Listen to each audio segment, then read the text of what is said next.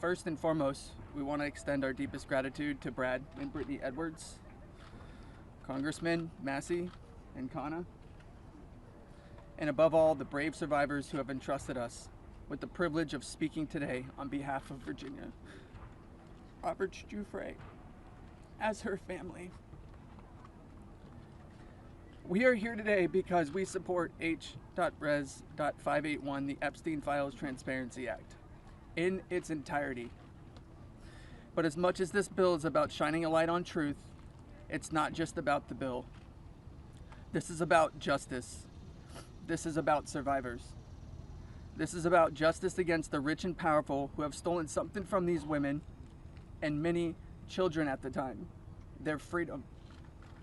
The freedom to live their life without mental and physical scars that have been inflicted upon them by those who thought they were untouchable. The same freedom that these monsters took from these survivors, they should never be afforded. They should never be allowed to continue their lives with impunity. Let's be clear, this is not a political issue. This is not about left or right. This is about humanity. This is about doing what's right. And this is about ensuring that the future we leave behind isn't one where the powerful can hide behind their wealth, their influence, and their money to evade justice. Our plea to you, whether you're a dad, a mom, a brother, or a sister, look your young ones in the face, look them in the eye, and tell them you didn't stand against the very people who raped, molested, and preyed upon children and young women. Tell them you were willing to negotiate a deal. Money should never be what makes something right or wrong. If you vote no, your stance will be clear. You will be choosing to stand on the side of the rich and powerful, allowing money to buy your way out of the consequence. But here's my one ask. Look these survivors in the eye and tell them why. Then, look the people of the United States in the eye and tell them why. And then, when you're alone, look yourself in the mirror and ask yourself why. Virginia said it best, and I quote, "I have physical and mental scars that will never heal. I have memories that will never go away. They say time can heal, but this won't. Not until the justice system makes an example out of these people with so-called privileges. I just call it money. The only time I can begin to heal is when their freedom is taken from them, just like they did to me and literally thousands of other victims. The survivors of this horrific abuse are watching. The American people are watching. And history is watching. Which side will you be on?" Thank you.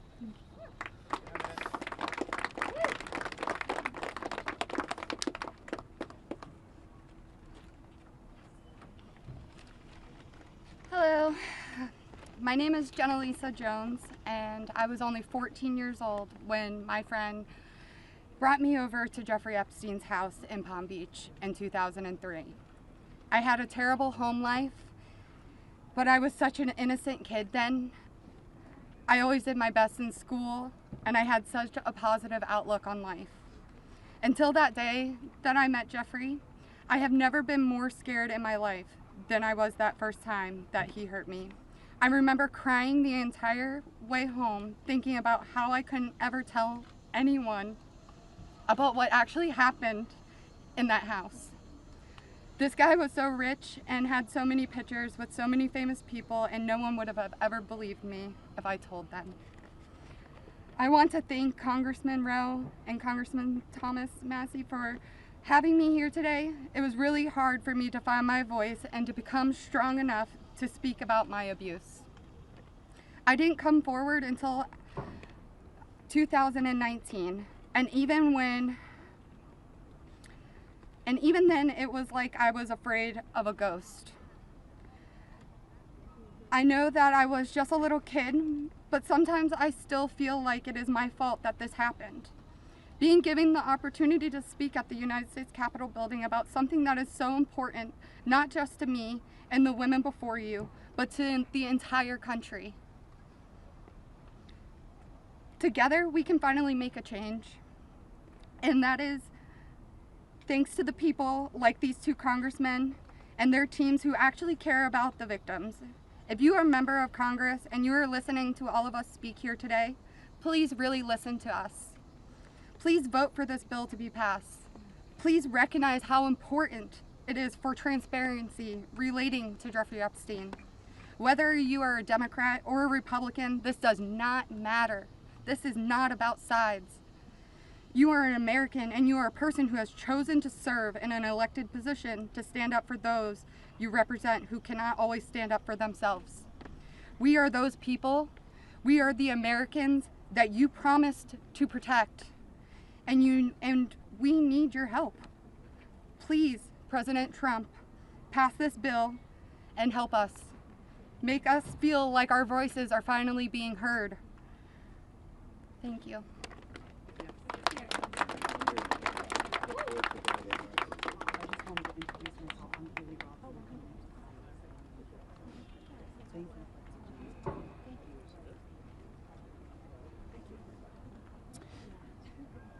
Good afternoon. My name is Haley Robson.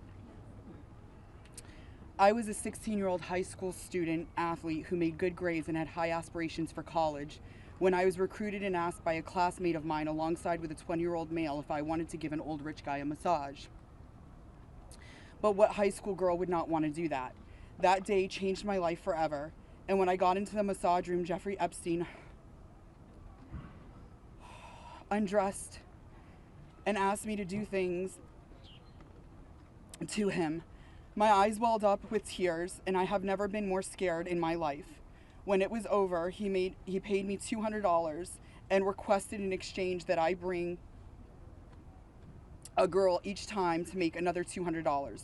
I told him I did not want to do that, and then he gave me an ultimatum. Either you come here and massage me when I call you, or you bring me friends of yours to massage, and I will give you $200 per girl for each time she comes. I felt and hoped to never hear from him again, but he called me every day. He was so wealthy and powerful, and he would not let me go. I felt I had no choice. If I disobeyed him, I knew something bad would happen. So knowing I did not want to be sexually abused, I started to bring him other girls from my high school, and he paid me $200 for bringing them. I just hoped each time it would be the last time. One day, the stepmom of one of the girls brought him and called the police on Jeffrey Epstein. The police then called me in for questioning. I had told them the truth despite the fact that I was a teenager and a minor, and I was able to tell the police the names of all the other victims. The police treated me like a criminal. I had, by this time, had turned 18. I had been with Jeffrey since I was 16 and for 2 years. So they had told me So they told me I was going to be arrested. My name was then distributed to the press as a co-conspirator of my abuser, who I detested. My entire world was crashing in around me, and I started being threatened and bullied, till this day still receiving death threats. I was singled out and for many years had to suffer a smear campaign of lies about me because of the way that I was portrayed by the press. The press made me out to be a predator when I was just a 16-year-old little girl who was sexually abused by a powerful man and an evil man. For years, I had no friends. My boyfriend was murdered, and there was nowhere to turn. The government, after investigating more, learned that I was true a victim, but the damage was done and it was too late. There was no way to undo the harm the press had caused me. In 2019, I met Brad Edwards and Brittany Henderson. They changed my life, and they believed in me and have helped me to finally heal. Healing is a process, and I may never get there. But the passage of this bill requiring the government to produce all the evidence that it has gathered on Jeffrey Epstein and Ghislaine Maxwell is a huge component of healing for me and for the many other women who have suffered for so long. For many reasons. First, we and the rest of the world need answers. Why was he so protected? And why didn't anyone ever care to stop him? It doesn't take a brain surgeon to know that if he is spending thousands of dollars a day paying high school girls he abuses and had a lot of access to cash. I learned through my attorneys in the JP Morgan class action case that there were years when his staff withdrew over $1 million in cash a year Was that not a big enough red flag? There were wire transfers to other victims, and the government did not protect us. The banks did not protect us.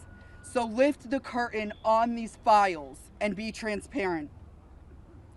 Every single time a new conspiracy gets circulated in the media, whether he is still alive, what powerful person had him murdered, who was on the Epstein client list, and there are names going around on TikTok and Instagram, we, the survivors, are suffering severely. We take our kids to school and everyone is talking about it.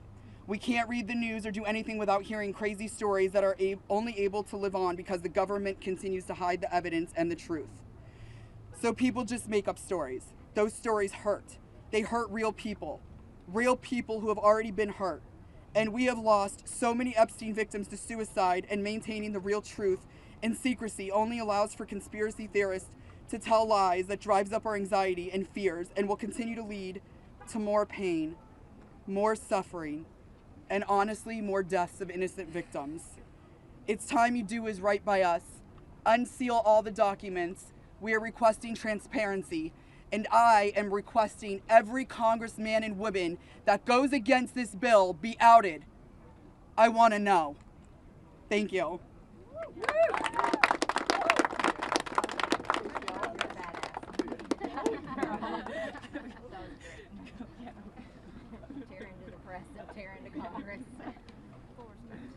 Hi there, my name is Lisa Phillips, and I'm the host of a award-nominated podcast called From Now On, a platform supporting survivors. I want to thank all of my survivor sisters who came before me today. I'll be very short. In the year 2000, I was taken to Jeffrey Epstein's island while on a photo shoot on a nearby island. Who I saw and what I experienced there was a glimpse into a very dark and disturbing world. For years after, I tried to avoid Jeffrey, but he had introduced me to Katie Ford, the owner of the Ford Modeling Agency. Epstein's reach went to the very top of fashion, arts, and entertainment. This did not just happen to underage girls in Florida. In New York City, hundreds of young, ambitious women were abused by him. Epstein was not just a serial predator, he was an international human trafficker. And many around him knew, many participated, and many profited.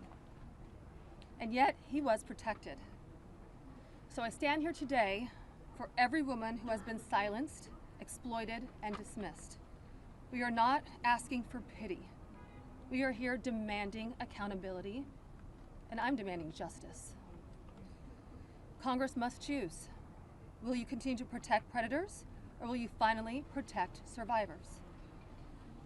And also, I would like to announce here today, us Epstein survivors have been discussing creating our own list. We know the names. Many of us were abused by them. Now together as survivors, we will confidentially compile the names we all know, who were regularly in the Epstein world. And it will be done by survivors and for survivors. No one else is involved. Stay tuned for more details.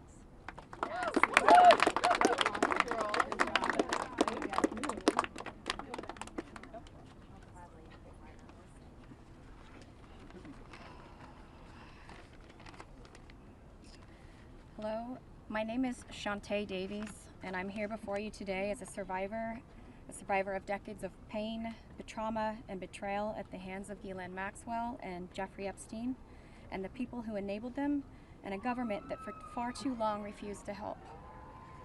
In 2002, I was living in California, a young woman with high aspirations of becoming an actress. I was already beginning to make a name for myself in the industry.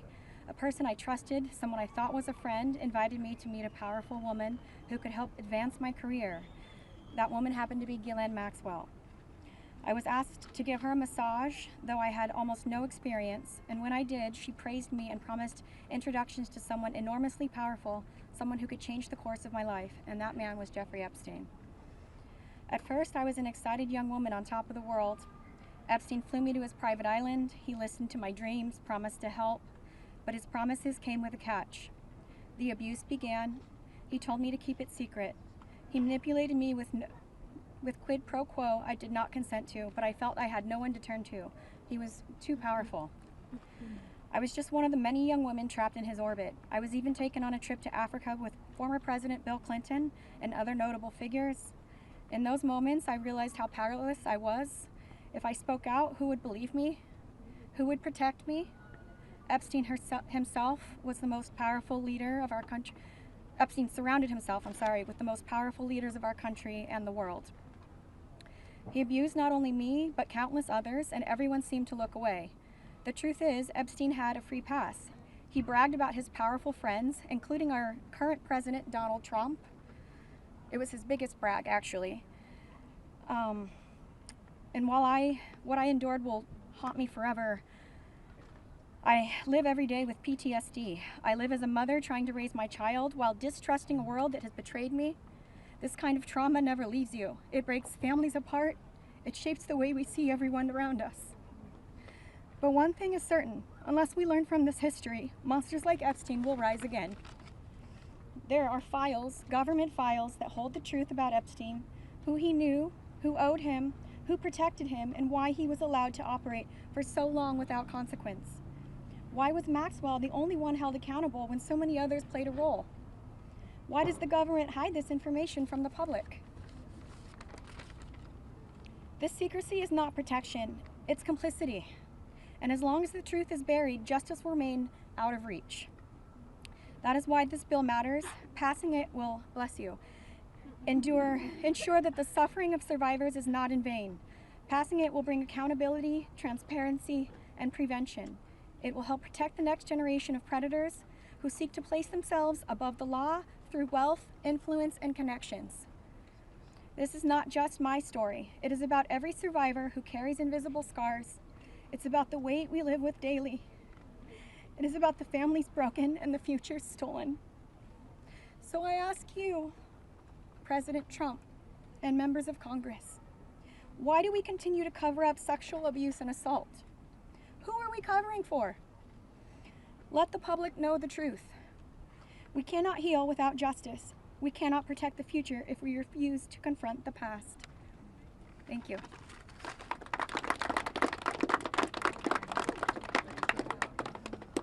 Let's just give a round of applause for all the courage and strength that the survivors have shown.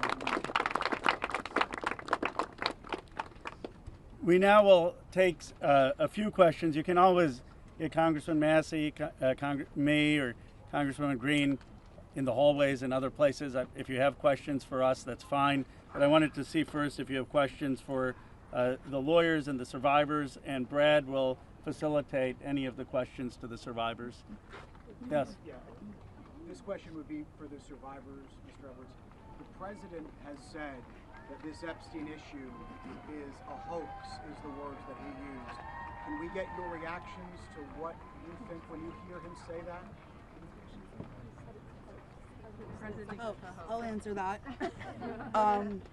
Mr. President Donald J. Trump, I am a registered Republican, not that that matters because this is not political.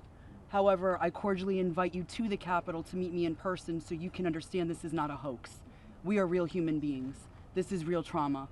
What does it feel like emotionally to hear that? Devastating.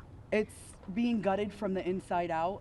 Not that I would know what that feels like, but I imagine it's the anxiety buildup with the depression and the survival mode, and then your nervous system goes limp and ironically is shot, and it feels like you just want to explode inside because nobody, again, is understanding that this is a real situation. These women are real. We're here in person. To say that it's a hoax is just not. Please humanize us. I would like Donald J. Trump and every person in America and around the world to humanize us, to see us for who we are and to hear us for what we have to say. There is no hoax. The abuse was real. Now, what goes on behind closed doors, I can't speak for that. What happens around the world politically, I cannot speak for that. But I am here with all of these women, including our attorneys, and I would be more than happy to meet with him, and I will meet him halfway.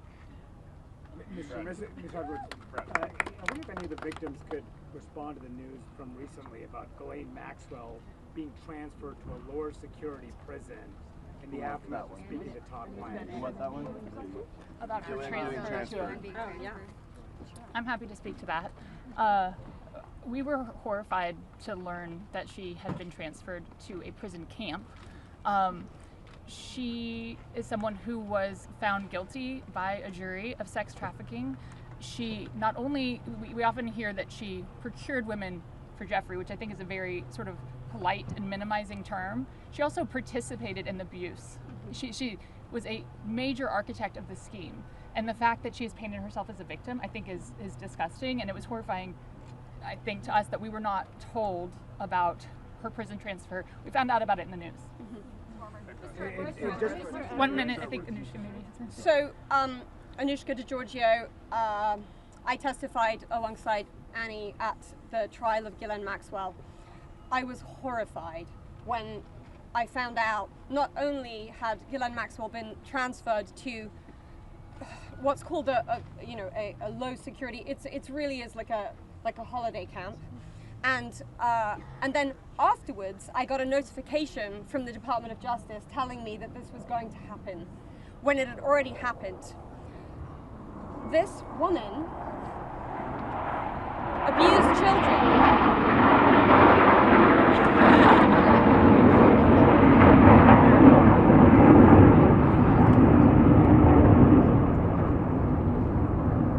I was abused by Jeffrey Epstein and Ghislaine Maxwell for over 10 years. Ghislaine Maxwell was present for some of my abuse at the hand of Jeffrey Epstein.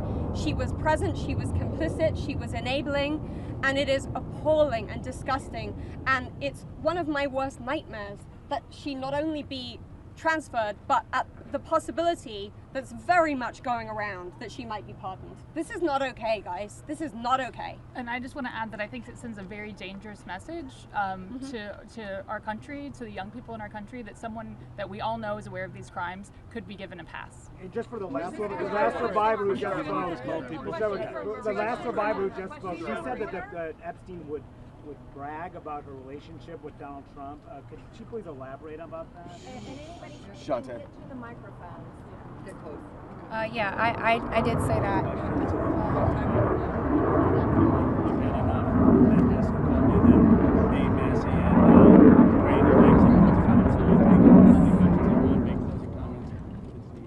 My first trip to the Palm Beach residence, I drove there from the airport with Ghislaine Maxwell, and Jeffrey and Ghislaine were always very boastful about their friends, their famous or powerful friends, and his biggest brag forever was that he was very good friends with Donald Trump. He had an 8x10 framed picture of him on his desk with the two of them. Like, they were very close. Go ahead. On this personal attorney, your survivors are. Excuse me. One second. He called on me. For this client list that you ladies are putting together, you said it would be confidential, but will the public? Could you clarify? Will the public get to see that? So Lisa, what's your envision here? Is it going to go to the public or just amongst the survivors? No, we're reaching out to survivors that are scared. So come on. We're reaching out to survivors that are scared to come forward, and that also know who they were trafficked to. So that's the list that we're compiling. We're not quite sure, how we're going to release that, or even if we're going to. The Department of Justice needs to release the list. Right, because for folks at home, they might be confused. The survivors know the names. You've seen these powerful people. Why can't you say the names? Could you just explain for folks? Why do we have to say the names when the government knows the names? And we're also scared to do so. Look what's happened to so many of the survivors that have revealed names. I find the question about the bill. I think it's also worth saying that having represented, I think, between our firm and Boyce Schiller, hundreds of victims, and we've talked to them about the various people that they were farmed out to. So we've created somewhat of a list. Most of these individuals, the victims, are very scared to say these names because they could get sued, they're going to get attacked, and nobody protected them the first time. And that was against one person. So is there a list? There is a list, but just to dispel kind of the common theme here, every one of these women was abused by Jeffrey Epstein, and his scheme was to personally abuse women. When they reached a certain age, he did farm a section of them, some of them, out to some of his friends. That doesn't mean all of his friends. With that said, I'm more than happy to assist in helping create the list behind the scenes and see what we do with it. But if someone's interested, Go ahead. Hold on. I think if someone's interested in prosecuting, they may have something different to say about sharing a list. But they're not sharing a list for nothing to happen, and that's the experience that they've had for all of these years. Thank you all. We're waiting to see the fate of this discharge petition right now as we're here. The speaker and others have said that the people he met with yesterday had concerns about your names being released if this bill were passed. And some people I talked to today are not signing the discharge petition because they say you don't want them to. Can you clarify if that is accurate? What are your Do any of the survivors here not want the bill to pass? Yeah. First of all, our legislation, Khanna and I went through this, we talked about this, and we were very careful to make sure that there is an exception so that personally identifiable information, not just their names, but anything they could be identified by, would not be disclosed. And can you speak to that as survivors yourself? I think all of them are on the same page. They want everything released. They want the bill to pass. Yes, they unequivocally redact personally identifying information and release everything else. Okay. So, Mr. Edwards, thank you. I know it's your first time speaking. I'll go to Marina if we can. Yeah, sure. Marina, you have stayed silent for so many years. Today, this is the first time, if we understand correctly, you have never before gone public with your story and to share this. Can you help us understand why today, why now, and why here? Well, it is not okay for us to be silenced, and it's not okay for Jeffrey Epstein and everybody else to be put on a pedestal. I think everybody needs to hear from us because we know what went on, right? And there is not only me who's been silenced, there are hundreds of women that are silenced. My hope is to stop this abuse for the future, right? For people that are coming up, for women. My daughter, for example, these women have daughters. They most definitely don't want that anymore. And I think mainly this is therapy for all of us too. You know, we want to be heard. Nobody also has never asked me to speak. That's also another thing. So I can say for all of us here, we are here. We want this bill to pass. It is very important. Okay, and we need transparency. We are tired of looking at the news and seeing Jeffrey Epstein's name and saying that this is a hoax. We are tired of it. We are done. We are not going to be silenced, and I hope that my voice will bring other survivors and other victims to come along and speak up so that we can be more of a stronger voice and louder. And so what is your message to President Trump on this, Marina? Listen, I don't want to send a direct message to him. I'm already scared enough. Yeah, just pass the vote, listen to us. This is not a hoax. Like, it's not going to go away. And like I said on my speech earlier, we're not going to be silenced anymore. We will be speaking moving forward. Wherever we need to be, we will be, and we need to pass this. Go ahead. Thank you, Sarah. Jordan Conrad, Gateway Pundit. You know, for years we've heard that there was an Epstein client list or some kind of list. Now we hear from the DOJ that there's no list. Question for all the victims. What do you guys think? I know you're working on your own list, but do you believe that Jeffrey Epstein had a list? Yeah, so there's not a list. Yeah. So here's what it was. Just like you heard everybody today, Jeffrey Epstein created, through an organization that of enablers, of people that were on his payroll. It was a complicated scheme where others should still be investigated because they helped to enable him and operate this scheme. Without those people, he could not have done this. But the purpose was for him to personally abuse people. With that being said, certain of his friends, he farmed out certain of the women that he was exploiting too. But that wasn't the primary purpose of that scheme. And I don't think he wrote the names of those people down.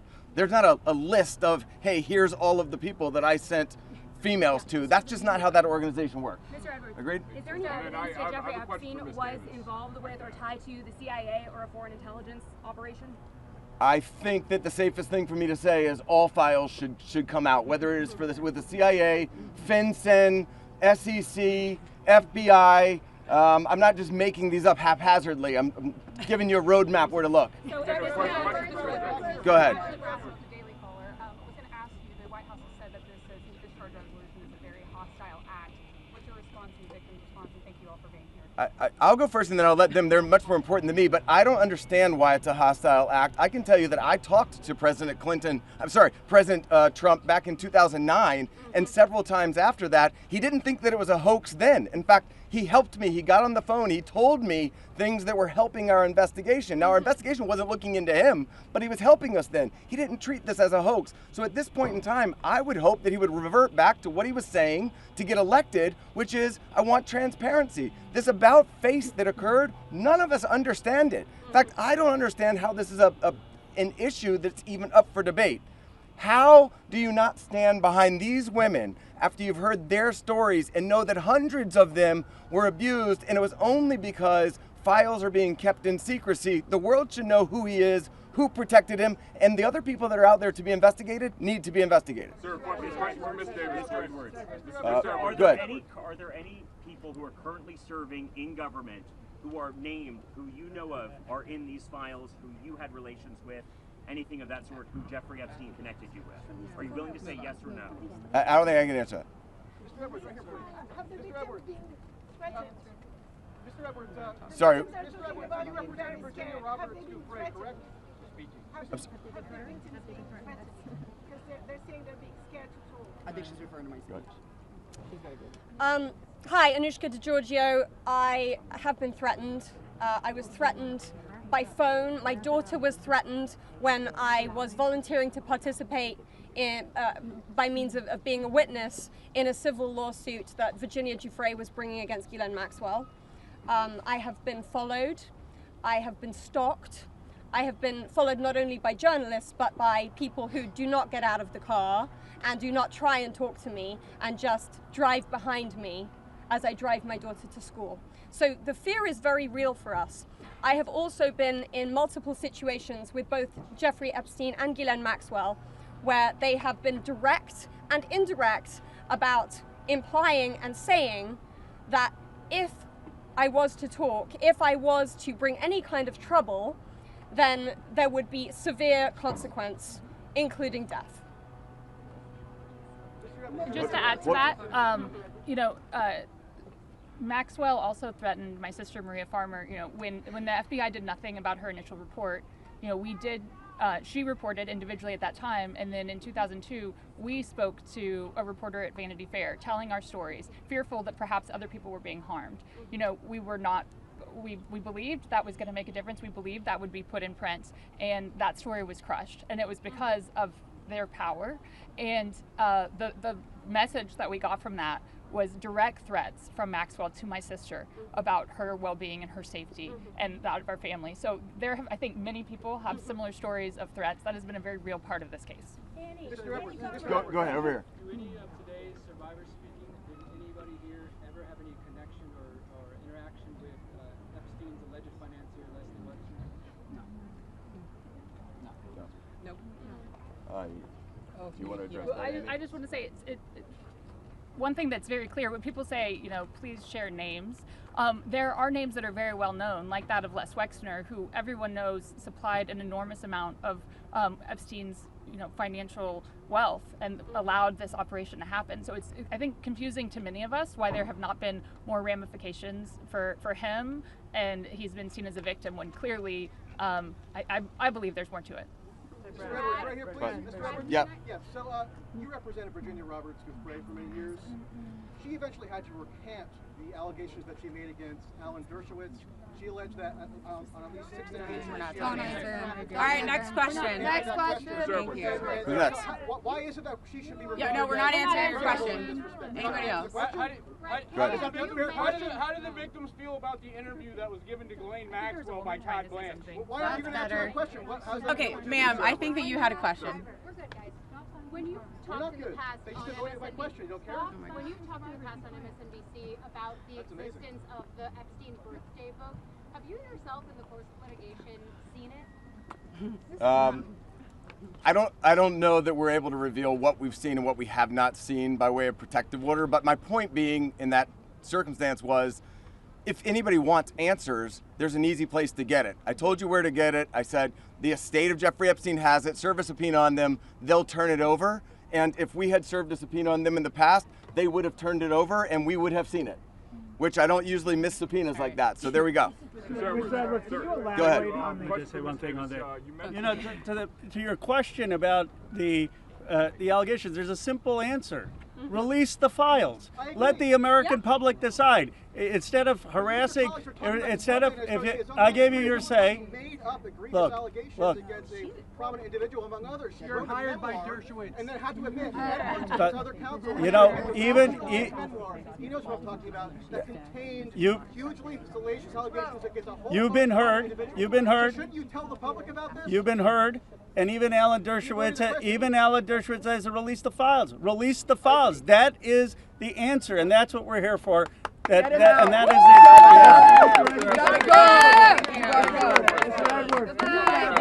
Can you elaborate on the?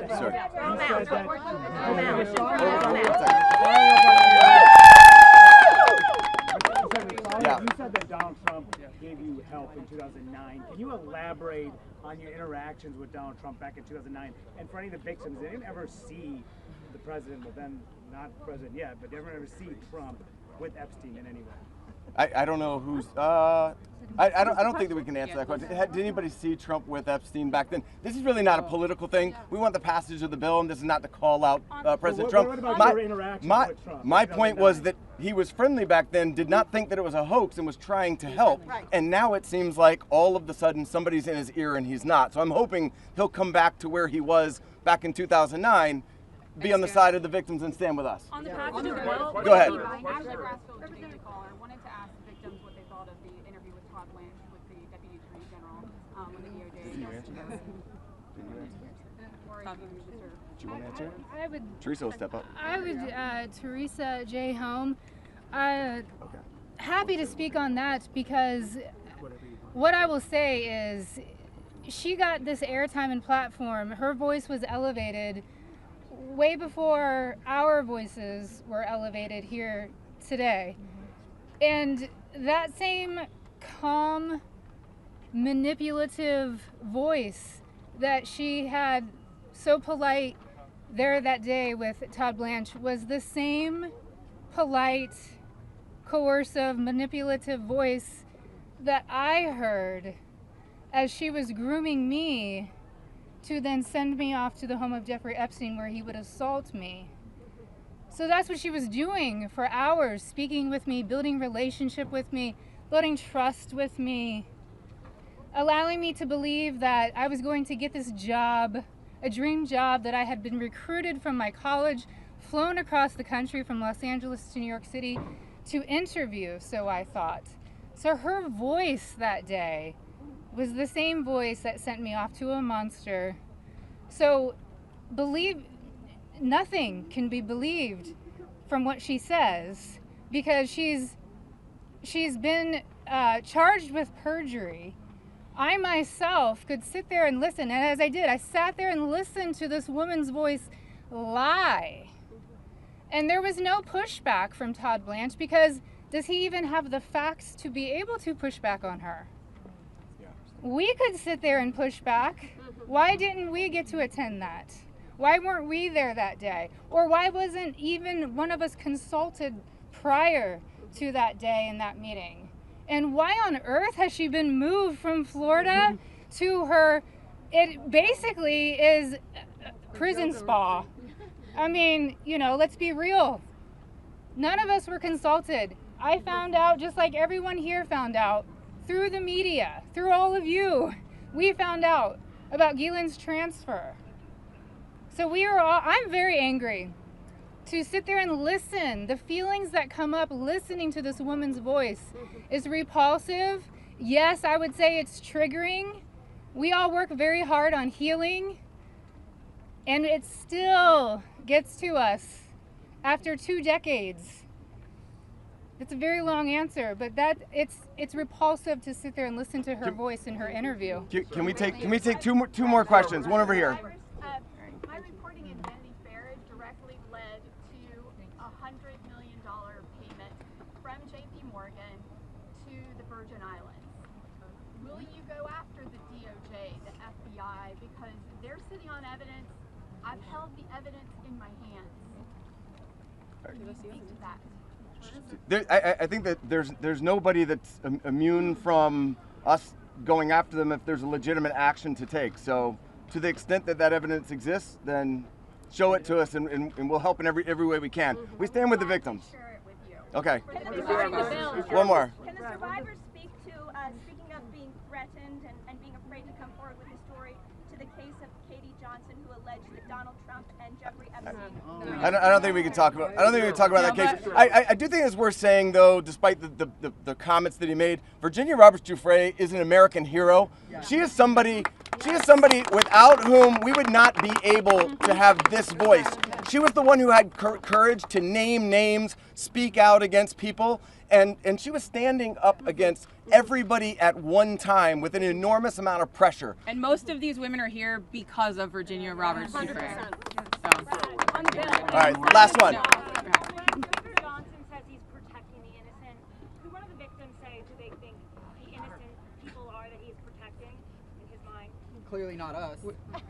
I don't think that anybody knows, but I can tell you that in the Oversight Committee meeting yesterday, they indicated that they were all for transparency, releasing the files, and asked us to hold them accountable. Isn't that right? Yeah. They said hold them accountable, so we intend to hold them accountable.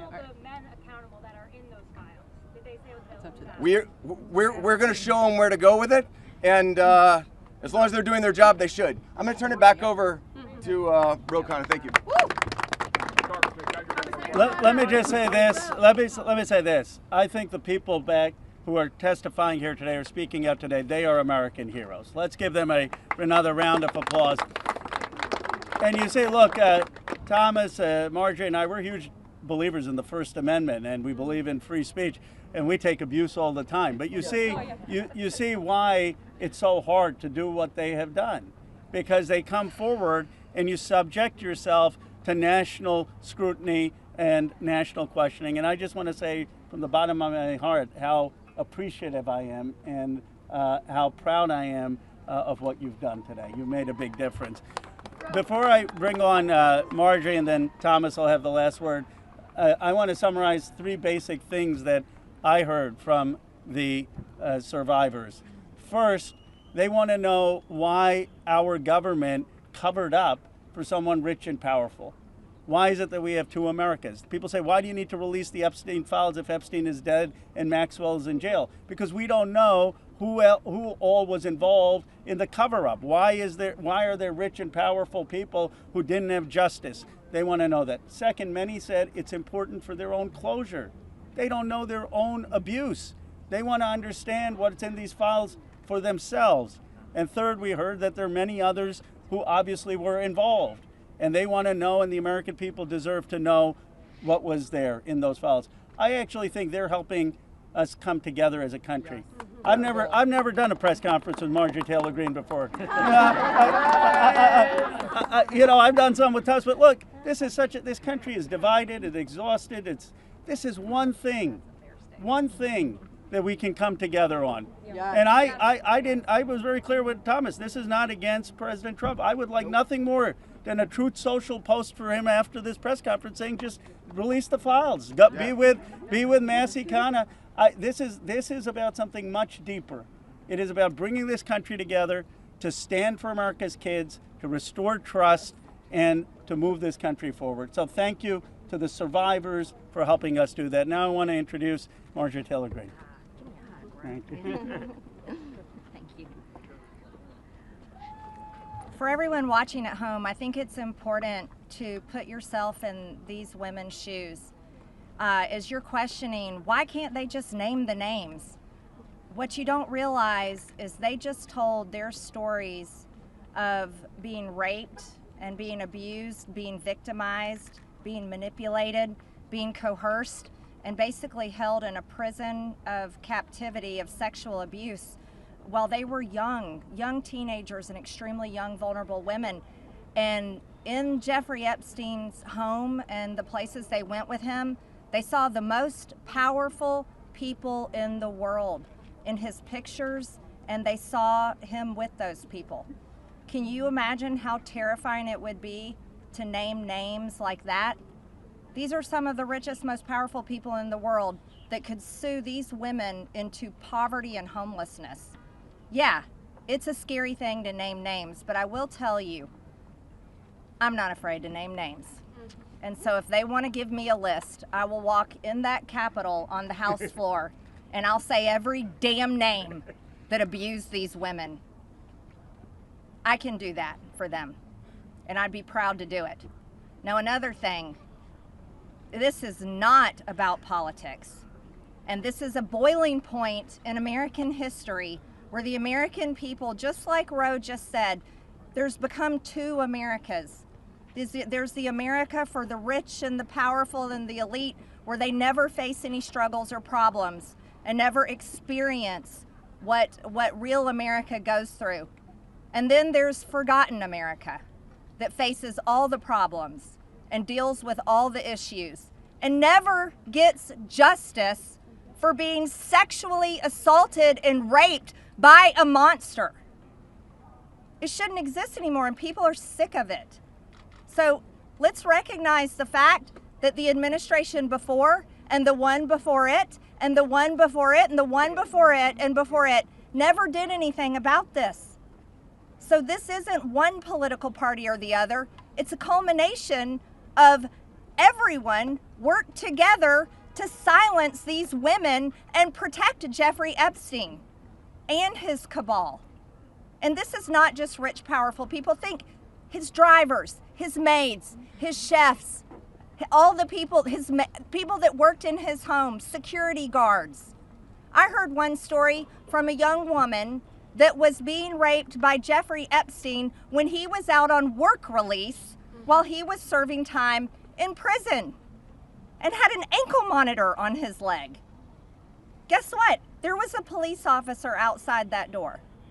So this list of names is quite a list of names, and it doesn't extend just in the rich, powerful circles. It extends down to the very bottom where people were paid. And again, I will say this, there's victims suffering today in similar circumstances, and they're terrified to name the names of the people that are currently abusing them. And so with these brave, courageous women fighting this fight, this is a fight for women and children and any person that is facing sexual abuse and rape and captivity and human trafficking right now. And so here's what I ask you in the press. Don't go for salacious headlines. Go for the truth and defend these women and help those of us in Congress that are crossing our political party lines for doing the right thing and trying to do it together. And thank you, Roe, and thank you, Thomas. And now I recognize Thomas Massie from Kentucky.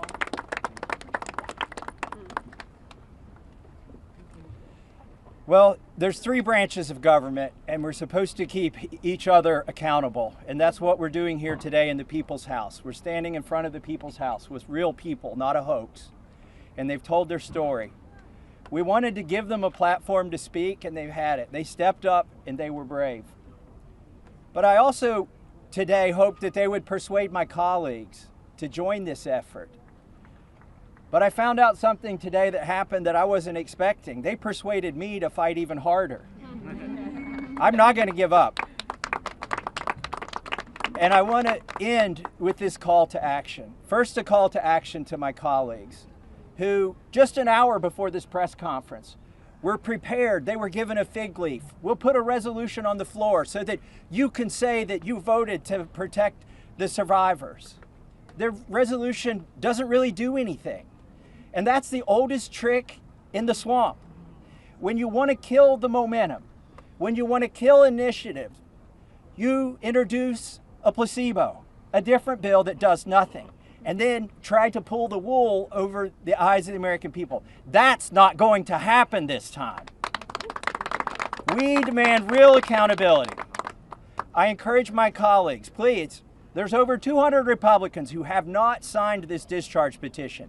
We only need 2 of them to sign it, and every Democrat will sign it, and that will get us the number we need to force this vote, to pass a law, not a polite request to the DOJ to police themselves. No, We need legally binding legislation to force that to happen. And my main call to action is to the people watching these live feeds that are going through these cameras right now. Congressmen, listen to you. Light up their phones. Burn down the phone lines here in Washington, D.C. Ask them the questions that these survivors wanted you to ask them. Why won't you be for transparency? Don't accept their answer that the bill has a flaw or that the survivors don't want it. We know that's not true. They wouldn't be fighting it so hard in this town if it wasn't the real bill. So with that, please call your congressman.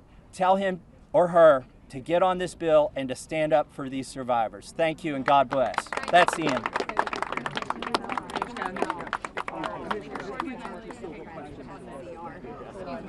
Thank you guys very much. This is unbelievable. Thank you.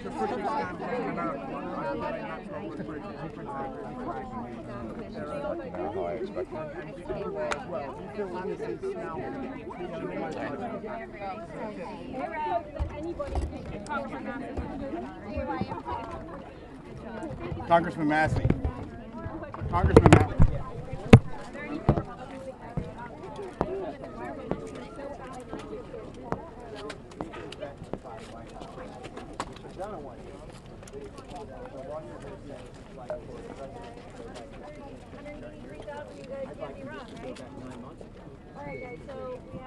Massie, what's some of the kickback you're getting back from your colleagues? What are some of the reasons why they don't want to endorse this?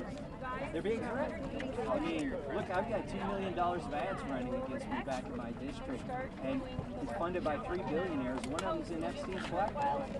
I mean, this is what happens. Your consultants, your political consultants will abandon you.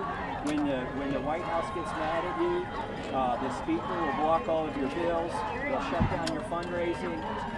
This isn't political, but it is. I mean, the opposition to this is very political.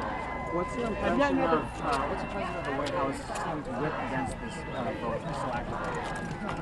I have no idea why they're doing it. I do believe they're trying to protect the people that are rich and powerful and connected, like Republican donors. Speaker Johnson, he's just doing what the White House has done. He was for transparency for about 24 hours and then he got tuned up by the White House. Have you had a chance to look at the Iraq emails that were leaked over the last week? And Jeffrey Epstein's involvement with the app known as car buying, which is currently rolled out in 23 states across the United States? I'm not that familiar with that. I'm spending most of my time trying to pour through the 35,000 pages that were released yesterday, and when I found out our page is completely redacted, entire flight logs completely redacted. So this is a non-release, and the danger that Republicans are running, particularly the administration right now, is recreating the debacle that Attorney General Bondi had when she gave out the binders and everybody took it home and found out this information they already had. What we need from this oversight committee investigation is implement your plans. Otherwise, it's just an exercise in paperwork. What do you think the voters in you are not backing down and this issue is not going away? Excuse me, I'm just looking for something. Oh, there it is. Do everything that I can. I mean, I think I already am, but I can probably think some more things.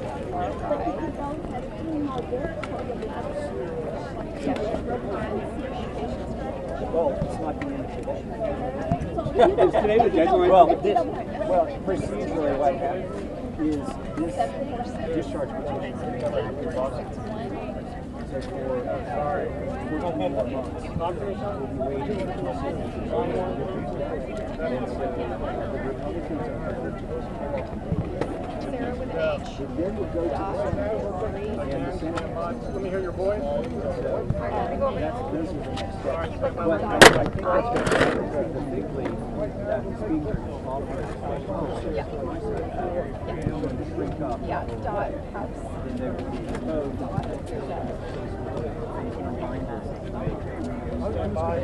outrage because they raised expectations. not among those of us who know but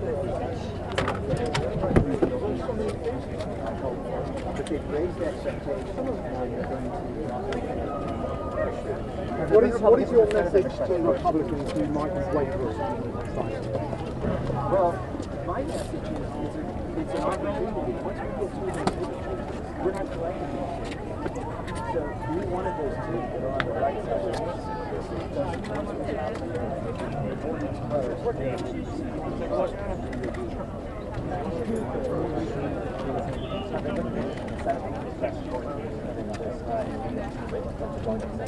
Yes, I think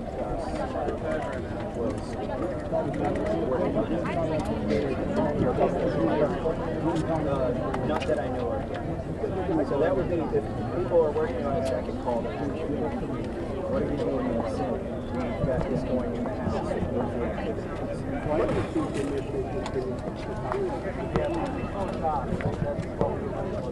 Well, they've dug in and decided they don't want it released.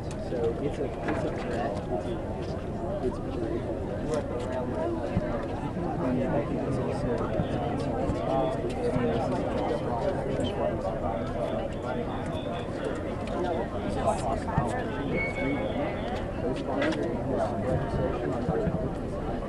why is the White House trying to do this?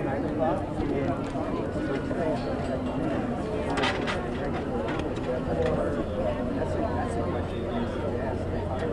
We're the new. They need to see and just basically tell the White House, I support your ideology with the White House, but on this issue, 8% of the people want these files released, and the other 20% aren't paying attention to the issue. So it's the right thing policy-wise, and it's the right thing political-wise, but they just have to disassociate themselves from what they feel is a Are you personally worried at all about White House president or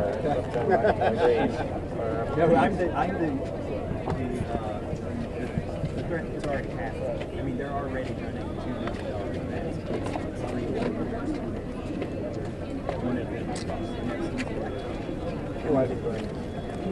John Wilson, the singer, Miriam What conversations have you and had? by the way, those are max donors to Speaker of the House.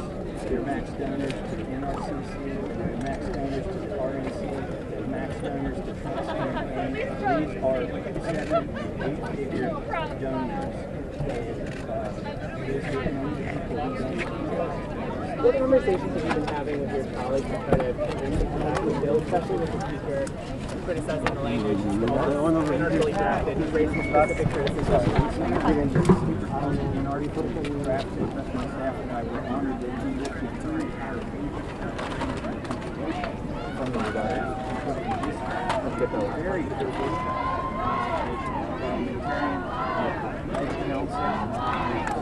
most of my effort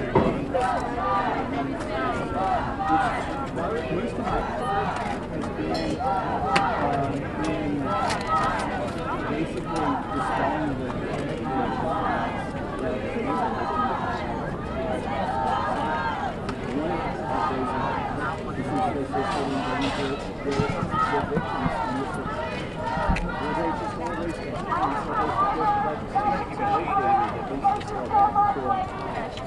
and I've also warned my colleagues, we're trying to get